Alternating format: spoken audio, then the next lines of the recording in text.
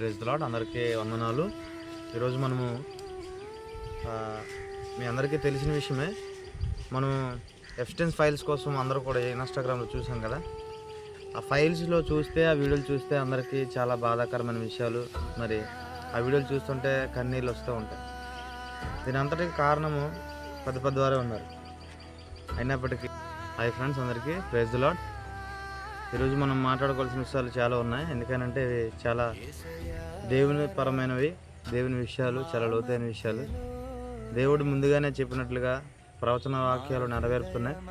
అవి మనం కొన్ని విషయాలు మాట్లాడుకుంటే, మనము ఎఫెస్టెన్స్ ఫైల్స్ చూసినప్పుడు ఆ వీడియోలు చిన్నపిల్లల మాంసాన్ని వండుకొని తినడము, వారిని విచారించి, వారిని బలత్కరించి, వారిని మానభంగం చేసి, వారిని వండుకొని తినడం అనేది చాలా పెద్ద, ఇవి మరి తప్పనే చెప్పాలి. ఎందుకనంటే ఆ వీడియో చూస్తుంటే కన్నీళ్ళు ఆగడం లేదు ఎవరికైనా సరే.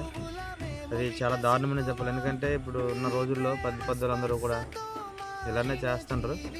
అయితే ఈ విషయం కోసం ఆల్రెడీ మనకి ఇర్మియా గ్రంథంలో కూడా చిన్నపిల్లల మాంసము వండుకొని తింటారనేసి బైబిల్ స్పష్టంగా తెలియజేస్తుంది. అంటే యేసుప్రభు వారు ఈ భూమిపైకి వచ్చినప్పటికీ అతను రాకటికి తయారవుతుంది అనమాట. అంటే ఏవైతే ఆయన చెప్పి ఉన్నాడో, ఏవైతే నేను వస్తప్పుడు ఇది జరుగుతుందని చెప్పాడో, అవన్నీ కూడా ఇప్పుడు మనం చూస్తూ ఉన్నాం, లైవ్లో నెరవేర్చబడతా ఉన్నాయి. ఇటు దానియేలు గ్రంథం ప్రవచనం 70 వారాల ప్రవచనం కావచ్చు, ఇటు యోహాను రాసినటువంటి ప్రకటన గ్రంథంలో మనం 6వ అధ్యాయం 19వ వచనాలు చూసుకున్నట్లయితే అక్కడ కూడా ఎలా ఉంటుంది పరిస్థితి, యేసుప్రభువు ఎలా వస్తారు, వచ్చినప్పుడు ఏమేమి సూచక్రియలు జరుగుతాయి అనేదానికి ఇది ఒక సూచక్రియ. మత్తయి సువార్తలో ఆల్రెడీ యేసుప్రభువు వారు చెప్పారు. ఏమని? రాజ్యం మీదకి రాజ్యము, దేశం మీద దేశం వస్తుంది, వీటిని చూసి మీరు కలవరపడిన అవసరం లేదు, భయపడిన అవసరం లేదు, ఇది ప్రారంభం మాత్రమే కానీ అంతము కాదని చెప్పాడు. ఇవి నేను రావటానికి సూచన మాత్రమే, నేను అంత వేగ రాను అన్నాడు. అంటే దాన్ని బట్టి మీకేం అర్థమవుతుంది? ఇప్పుడు మనం చూస్తూ ఉన్నాం, దేశం మీద దేశం అంటే ఇప్పుడు 52 దేశాలు ఆల్రెడీ యుద్ధ దాడిలో ఉన్నాయి, యుద్ధ బరిలో ఉన్నాయి, కొట్టుకు సస్తా ఉన్నాయి. ఎటు చూసినా యుద్ధాలు, ఎటు చూసినా అమాయకమైన ప్రజలు చనిపోతూ ఉన్నారు.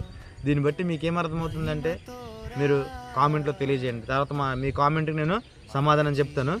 అయితే మీరు మీ డౌట్ని కామెంట్లో తెలియజేస్తే నేను దానికి కూడా సమాధానం చెప్తాను, రిప్లై ఇస్తాను. అయితే దయచేసి శ్రద్ధగా వినండి. ఎందుకంటే ఇలాంటి విషయాలు మీకు మరలా ఎవరైనా చెప్పవచ్చు.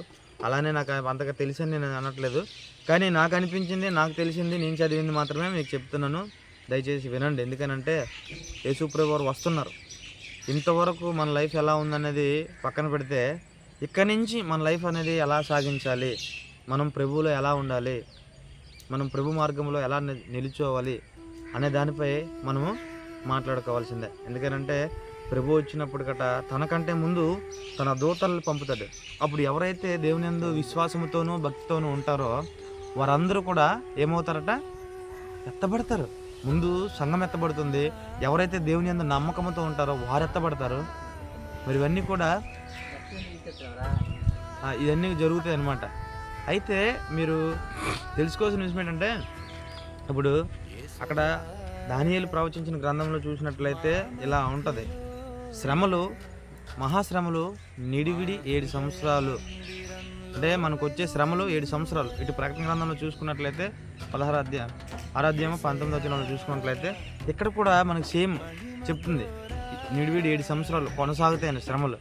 7 సంవత్సరాల శ్రమలో మనము ఎలా గుర్తించాలి అంత్యక్రీస్తుని? ఈ శ్రమల కాలంలో మనము ఏం చేయాలి? ఈ శ్రమల కాలంలో మనం చేయాల్సిన పనులు ఏంటంటే, దేవునికి దగ్గర అవుట, సాతానికి దూరం అవుట. ఎందుకనంటే ఈ శ్రమల్లోనే మనం నిలబడాలి గట్టిగా. అప్పుడే మనము మన తండ్రి యందు మనము ఉండగలుగుతాం. ఒకరోజు మరణిస్తే ఎక్కడికి వెళ్తాం ఏమో, ఆల్రెడీ రాకడ సూచనలు కనిపించేస్తున్నాయి మనకి. ప్రభు ఏదైతే చెప్పాడో నెరవేరిపోతుందని. ఈ నెరవేర్పులన్నీ నెరవేరుతున్నాయి అంటే అర్థం ఏంటి? యేసు ప్రభువు ఆయన చెప్పినవి నెరవేరితేనే కదా ఆయన రావడానికి అవుతుంది. సో ఇప్పుడు ఇవన్నీ కూడా ప్రవచన గ్రంథాలన్నీ ఏవైతే చెప్పావో అవి నెరవేర్చబడతా ఉన్నాయి. అవి నెరవేరుస్తూ ఉన్నాయి కాబట్టి మనం సిద్ధపాటు కలిగి జీవించాలండి. ఈ రోజు నుంచి అయినా సరే మార్పు అనేది మనిషికి సహజమే. ఇంతకుముందు పాపం చేసినప్పుడు కూడా నువ్వు ఇంతకు ముందుగా మంచిగా ఉన్నవాడు పాపం చేసావేమో, ఈరోజు పాపం చేసిన నీవే ఏమో ఈరోజు మంచిగా మారవచ్చు, అవకాశం ఉంది. ప్రియ మిత్రమా, మారండి. అవకాశం ఉన్నప్పుడే మారండి. ఎందుకంటే యేసుప్రభు వారు వస్తున్నారు. ఆయన వచ్చినప్పటికీ ఒక వే తయారు చేశారు. ఆల్రెడీ ఆయన వచ్చినప్పటికీ ఇలా జరుగుతుందని సూచక్రియలు ఏదైతే ఉన్నాయో అవన్నీ చూపించాడు. ఆ విధంగా జరుగుతున్నాయి. కాబట్టి మీరందరూ ఎప్పుడైనా సరే సిద్ధపడగలిగి దేవుని యందు నమ్మకంతో మనం ముందుకు సాగగలిగితే దేవుడు మిమ్మల్ని తన రాజ్యంలో మిమ్మల్ని చేర్చుకుంటాడు. ఎందుకు ఈ మాటలు చెప్తున్నానంటే, నేను మీకన్నా గొప్పవాడిని కాదు, మీకన్నా ఏమాత్రంలోనూ నేను తెలిసిన వాడిని కాదు. అయినప్పటికీ చెప్తున్నానంటే, ఏవైతే యేసుప్రభు చెప్పారో అవన్నీ జరుగుతున్నాయి. కాబట్టి ఇక్కడి నుండి అయినా ఇప్పుడైనా సరే యేసుప్రభు దగ్గరికి వచ్చి ఆయన పాదాలు పట్టుకొని మనము క్షమాపణ అడిగితే దేవుడు క్షమాపణ ఇస్తాడండి. కాబట్టి ఇప్పుడైనా సిద్ధపడాలి. ఎందుకనంటే రేపు చూద్దాంలే, ఎల్లుండి చూద్దాంలే అనుకున్నాం అనుకో, ఈ రాత్రికి యేసుప్రభు వచ్చారనుకో, ఆయన చెప్పిన ప్రవచనాలు అన్నీ కూడా నెరవేరుతూ ఉన్నాయి. మరి ఇంకా జరగాల్సింది కూడా బోల్డ్ కార్యక్రమం ఉంది. ఇవన్నీ జరుగుతున్నాయి. కాబట్టి మీరు సిద్ధపడాలి. ఇప్పుడు ఎఫిషియన్స్ ఫైల్ చూసినట్లయితే మీకు ఒక విషయం అర్థమవ్వాలి. ఆ వీడియోస్ చూసినప్పుడు మీకు భయం పుట్టిందో లేదో నాకు తెలియదు, కానీ నేనైతే చాలా భయపడ్డాను, బాధపడ్డాను. ఎందుకంటే ప్రభువా, ముందు భయం వేసింది, తర్వాత ఆ వాక్యం గుర్తొచ్చింది, తర్వాత నీ నెరవేర్పు అని నాకు అర్థమైంది. సో మీరు కూడా దేవుని యందు ప్రార్థన చేయగలిగి ఒక మంచి మార్గంలో నడవగలిగి దేవునికి ఇష్టలుగాను బ్రతకాలి, అయిష్టలుగా ఉండకూడదు. ఆ రోజు మనము పళ్ళు కొరికినా ఉపయోగం లేదండి. ఇప్పుడు కానీ మారకపోతే యేసుప్రభు వస్తే ఎవరైతే ప్రభునందు నిరీక్షణ కలిగి నమ్మకం కలిగి ఉన్నారో వారందరూ ఎత్తబడతారు. మరి విడవబడిన పరిస్థితి ఏంటంటారా? విడవబడిన వాడికి ఇక్కడ 7 సంవత్సరాలు శ్రమ ఉంటుంది. ఎత్తబడిన వాళ్ళకి మరి యేసు ప్రభుతో విందు ఉంటుంది.